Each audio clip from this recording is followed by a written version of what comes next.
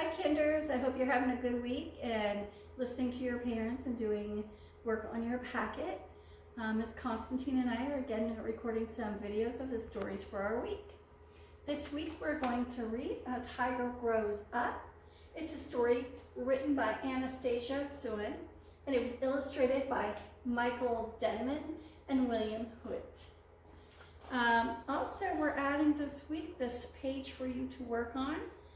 It's for you to fill out after the story. You're going to write your name, the date, and then we're going to talk about story sequencing. You're going to write the name of the title of the story, A Tiger Grows Up, right here. The author, again, that's Anastasia Suen. And then in these boxes, we want you to draw pictures talking about what happened in the beginning of the story, what happened in the middle of the story, and what happened at the end of the story. All right, let's get to the story. All right, as I said, this week we're reading A Tiger Grows Up. I'm going to point right here. The author's name is Anastasia Suen. It was illustrated by Michael Denman and William Hewitt.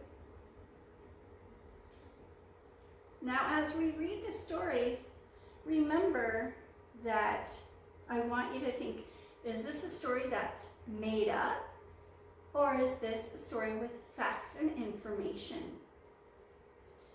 Here we go. Welcome to the world of wild animals. Follow a Bengal tiger cub as she grows up in India. From playing in the river to hunting in the tall grass, this young tiger quickly learns to live on her own. Sounds like we're going to learn a bit about a Bengal tiger cub. Deep in the forest, a tiny tiger cub is born. She is much smaller than you were as a baby. The cub has a new brother and a sister too. So what is the book about so far? Where does the baby tiger live? Now that we have read a little bit of the book, do you think this is a storybook or an informational book? Why? The three cubs are helpless. Their mother watches over them in the den. At first, all the cub can do is drink milk and sleep. She can't even open her eyes. What have you learned about the cubs so far in our story? This book reminds me of another book we read, A Zebra's World. That book tells about a young animal and how it grows up in its environment. It also gives more information in small boxes and on the pages, just like this one. Her mother must hunt for food. The tigress hides her cubs in the shadows when she leaves. Their stripes blend in with the colors of the forest. Tigers have orange, black, brown, white, and white stripes. Each tiger has a unique pattern of stripes.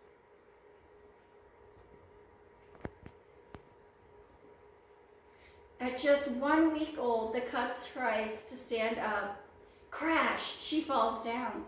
She gets up and tries again. She'll learn soon enough. Young cubs eat and sleep most of the day. They sleep under the trees or in their den. So how old is the cub now? What can she do now that she couldn't do before? Since the cubs can't walk, the tigress moves them by holding them by the scruff of their necks. The skin on the cub's neck is loose, so it doesn't hurt. On the prowl, the cub is now 3 months old and can walk. The tigress brings her cubs meat scraps. The cubs chew the meat with their baby teeth. A tiger cub drinks milk from her mother for about 5 months. Tigers are mammals. They drink milk from their mother. As they grow older, they become meat eaters or carnivores. What do cubs eat?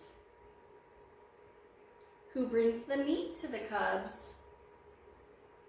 Who gives the cubs milk?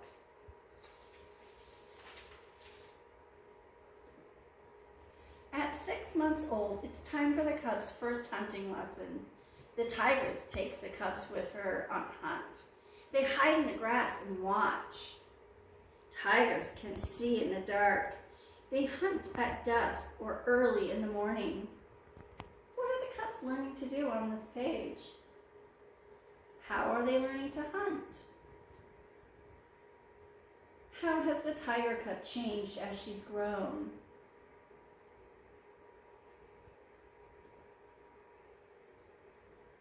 The tigress slowly stalks her prey.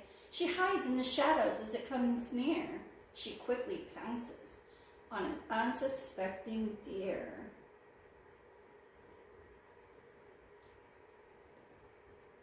In the morning, the tiger cub plays in a river. Tigers are one of the few cats that like water. How are tigers different from other cats? What can the tiger cub do now that she couldn't do before? What does the tiger cub do that lets you know that she can hunt on her own? Splash, the tiger cub catches a fish and eats it. She is learning to hunt on her own. A tiger drags its prey to a safe place to eat. One deer can feed a tiger for 5 or 6 days.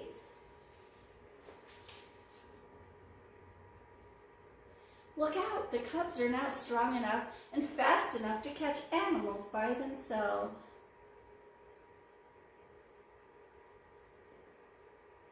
Tiger cubs stay with their mother until they are about 2 years old.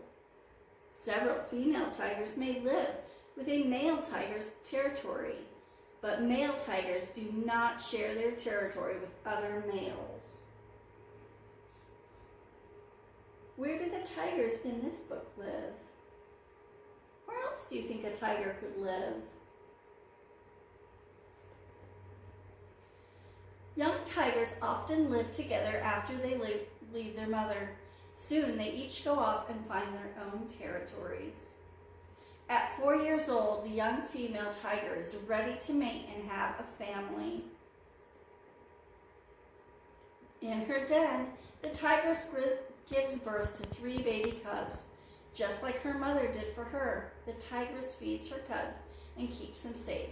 A new family has started in the forest. Females are ready to mate at 3 or 4 years old. Males are ready at 4 or 5 years old. How old is the tiger now? How has she changed over time? How is the end of the story similar or the same as the beginning of the story? I didn't know very much about tigers before I read this book. Now I know how tiger cubs live and some of the things that happen as they grow older. I learned a lot from this book. It makes me want to read more books about real animals.